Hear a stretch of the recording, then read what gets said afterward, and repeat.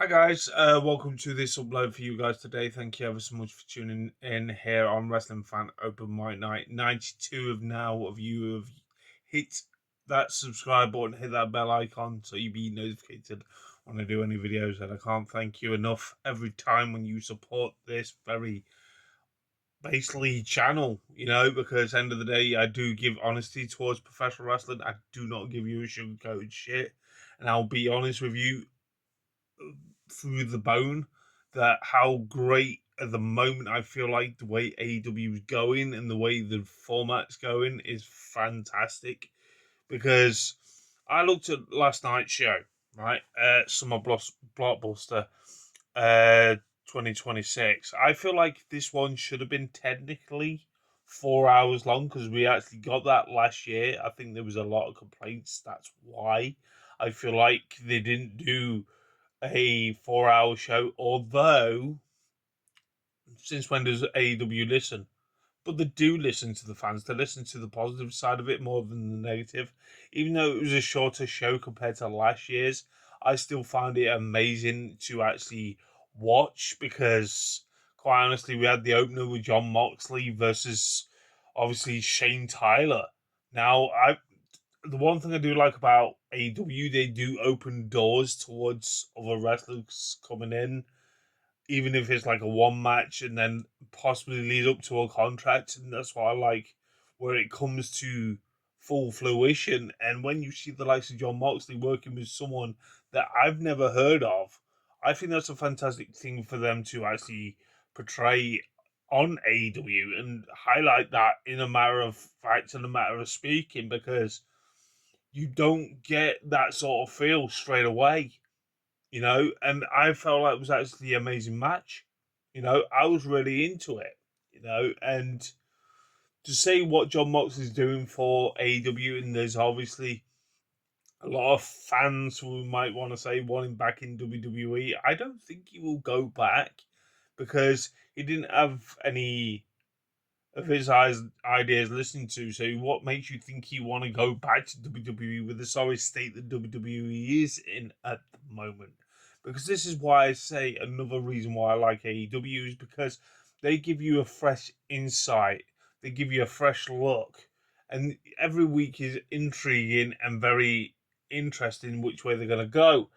And when I say about these certain things, then we've literally got a few that I didn't think that what we would actually get is, I didn't talk about this last time, is because we literally got Chris Jericho, the guy that's in his 50s, versus Tommaso Ciampa.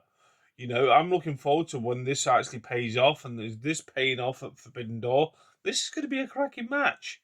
I'm really looking forward to it. At least one thing with, I did a video about him going to WWE, and I don't think what he could actually add to WWE, quite honestly, but that was like when I was thinking with the rumours and speculations going around, joined on the bandwagon, what could he actually add to going back to WWE?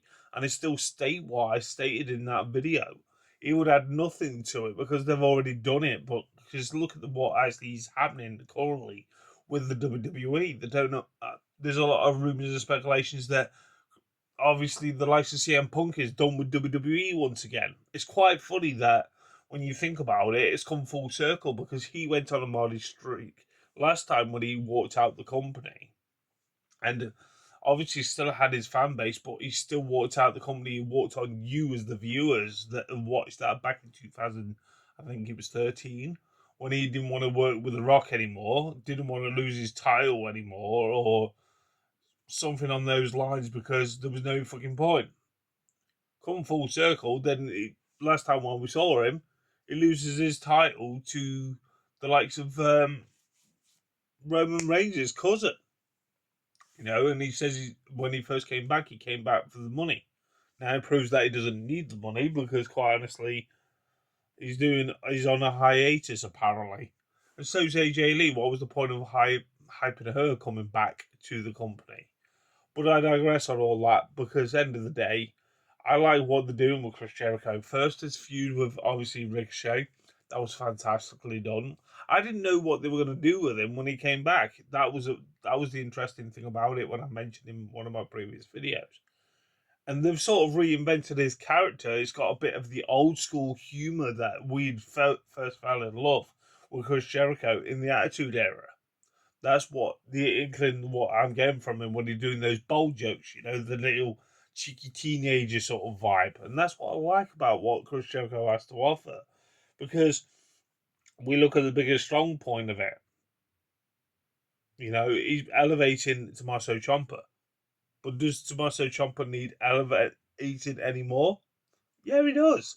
Because I feel like, I will say this and I'll be honest with you, I feel like they wasted him in WWE. Yes, DIY was fantastic tag team, but there was not much of a tag team division to work with. And that's what annoys me. Because you look at what Johnny Gargano and Candice LeRae are actually doing right now on the weekly product, what WWE has to offer. Is this what you're gonna do with him until his contract fucking runs out? It's just stupid. You're wasting God earned talent to focus on people that have been around the company a while. We could say, yeah, Chris Jericho's been around a while, but he's working with young talent that he's never worked with. We're getting matches that we never thought we would see. Obviously, the likes of him versus Ricochet. We see him, the likes of where he's facing Tommaso Ciampa. Whoever's the next young guy. That's the same thing with Moxley. Yeah, he's an old timer now who's in AEW, but he's still putting over younger talent. Look what he's done with a lot of the young talent in this latest run within the last 2 years, even though being that champion, not the main champion, but easily putting on a back step to face young talent. He's put so many young talent over since his rehabilitation, in fact. From his alcohol abuse and so on like that. He's just been on fire and on form. And speaking of young talent, we'll talk about Kevin Knight. That Kevin Knight looks really blows my mind that he's turned heel. I did not see Jet Speed splitting up, let alone fucking as he's calling himself, the Jet. I like that. He just sounds like a character that you created on WWE 2K26, but it's fantastically done. I like what they've actually done. They've took a risk promoting the next generation going through, having his say, how talented he is, how great he is, putting him in with the Don Callis family. It was a fantastic achievement to do because that's elevated so many stars in that faction. Tanesca, when he was with them, I think he's parted ways now because obviously he faced Okada.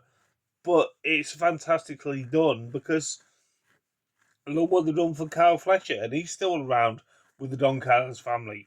No one saw that actually coming. Obviously, we've actually seen Darby Allin fucking attack him, but I'm hoping they lead towards a match at fucking Forbidden Door. If not, Redemption, that'll be a fantastic, because you literally AEW future proof themselves. They put little Easter eggs out there. Is it going to happen at the next pay-per-view or the one after? Or in fact, the one after that? We've got 3 great pay-per-views to look forward to, and obviously I'm going to one live. Obviously, check out my vlog channel because obviously that's going to be having possibly a 4-part vlog. Because at the end of the day, I've got 4 wrestling shows to cover and possibly an after party. So stay tuned to obviously hear from that. And then we've actually had the likes of Mark Briscoe versus Pac. I never thought in a million years I would see a match like that, but obviously Mark Briscoe won that. And the thing is, that's what I like about AEW. They're taking that risk to... Sorry, I've got an itch on my knee. They're taking that risk to put Mark Briscoe over every time when he hits the ring. And I'm intrigued. I really am intrigued what comes from, obviously, that. Then we'll look at the teaser towards MJF and fucking Andrade. Obviously, I'm not going into full detail like a review. I'm not that sort of guy anymore. Because I just give you brass tacks and give you my honest parts where I actually do like. And there's quite a lot on AEW as of late. But like I'm saying to you guys, like we've got a teaser towards MJF versus Andrade. Is that going to be happening at Grand Slam Mexico in, I think it's first week of August before we go into All In. That'll be a fantastic thing to actually drop that little Easter egg. We've had that week by Andrade. Look at, because end of the day, you got to realize MJF is a marked man, and that's why he's literally face to face with him. Obviously, the likes of, you've literally got fucking MJF being challenged by Mark Briscoe again, and I find that interesting. And it's just one of those things, guys, that I think it's fantastic the way they're using Andrade to be one of the big stars. This is the thing, is what I used to love about the WWE, right? And I'll be honest with you. You used to have a load of big stars. You used to have a load of big stars. You know, you didn't know which one was going to be the next main event. Look how way they used to do the likes of Kurt Angle back in the day. The way they did Chris Benoit, yeah, the name is banned, but I'm being honest. The way they elevated so many other stars to that next level. And these days, they just play it too safe. And I'll be honest with you, I have said this for many a times. They play it too safe and they've already got those names they've established. But they're trying to make these other names established, but it feels so generic and boring and static. It don't feel so natural reaction you'll get. And that's just what I literally say to every one of you guys. This is why I feel like when they literally look at the natural ability, the natural on the mic, etc., like that, AEW is delivering that on point. And that's me being honest. Then we look at the way I see the Owen Hart tournament. For me, the women's one is more unpredictable, which I'm going to get to in a second.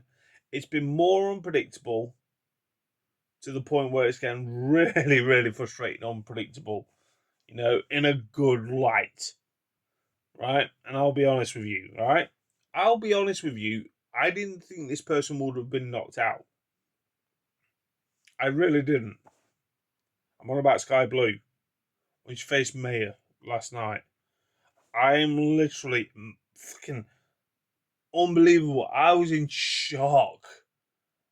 How was that possible? Right? I was thinking, okay, if one of my favourites to win it got knocked out, and this one, at least one of my second favourites to win the thing, will be still in it. No, she went last night. So she's literally gone to. I'm dumbfounded by this. You know, when I look at this, Skye Blue's out. You know, because I thought, okay, the possibility of Skye Blue winning it now.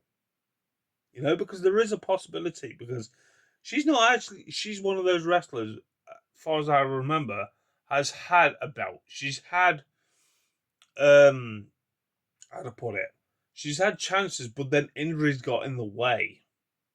And this was the way I thought, okay, they'll elevate Skye Blue, even though they've already elevated Skye Blue without a title. You know, some wrestlers don't need a title. You know, the amount of times fans want Skye Blue and Julia Hart to be women's tag team champions, but then you look at the bigger picture of it, then you think, okay, she may have a single run with the TBS. No, injury happened. She'll have a single run when she comes back with the women's championship. No, she's been knocked out of the tournament. You know, I was hoping that could actually lead to a really interesting storyline, because I was expecting my second favourite to win it was Skye Blue. And I thought she was actually going to literally go all the way to the final, win the damn thing. I'm just hoping it's not Mercedes Moné again. You know, I hope Mercedes Moné puts over a young talent.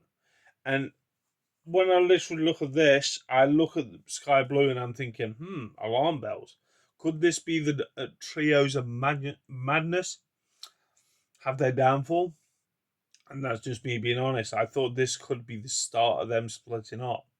You know, because you look at Skye Blue always in the shadows of Tekla, with obviously Julia Hart. Even though, yes, they are a tag team, like, but that trios of madness situation, where I feel when I look at this, I thought, okay, this could be the opening time where she could actually turn around and snap at Tekla, give her a beatdown if she retains her title at Forbidden Door. I think it's on the line. I'm not 100% sure yet. But if not, Redemption gives her a beatdown and all that lot. Because every time when you see the likes of Skye Blue, she reminds me she's been zombified. You know, she looks like a zombie. She doesn't talk that much, but when she does talk, she's pretty good. I've seen her interviews and that lot. That's another thing what I like about AEW. They open the door to more fresh ideas to the YouTube channel, not just the clips from the show and so on. But my God, that really dumbfounded me. Then we literally look at Brody King versus Shane Strickland, Swerve Strickland, YMU class. Another great match between them two.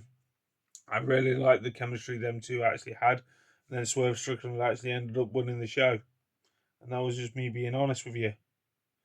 And I literally look at this and I'm just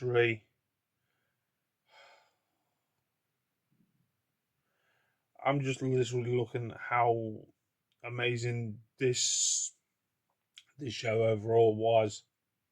And I'll be honest with you guys.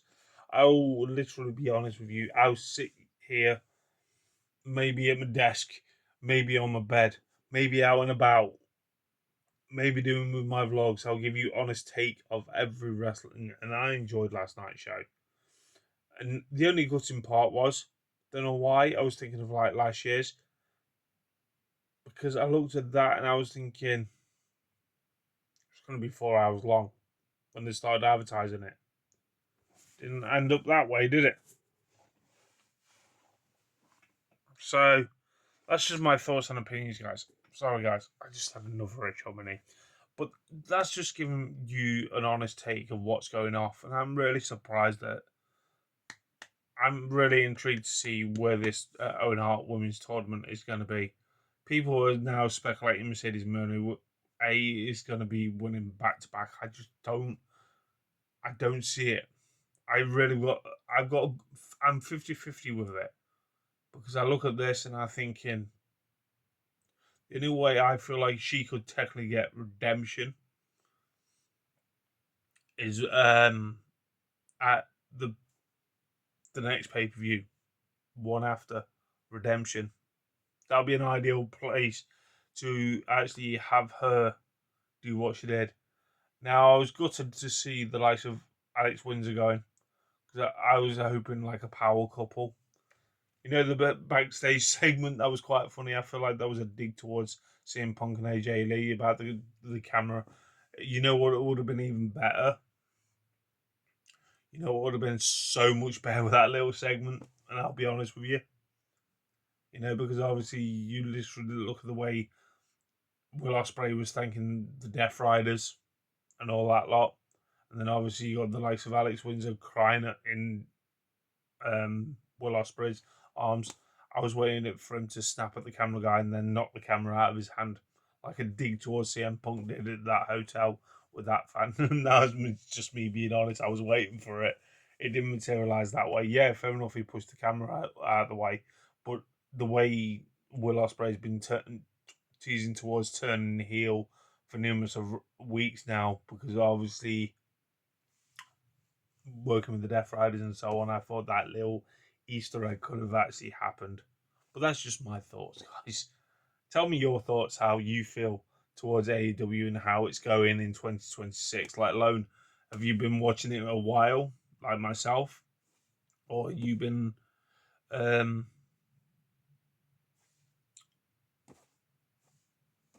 just new to the bandwagon, catching on finally how great AEW is?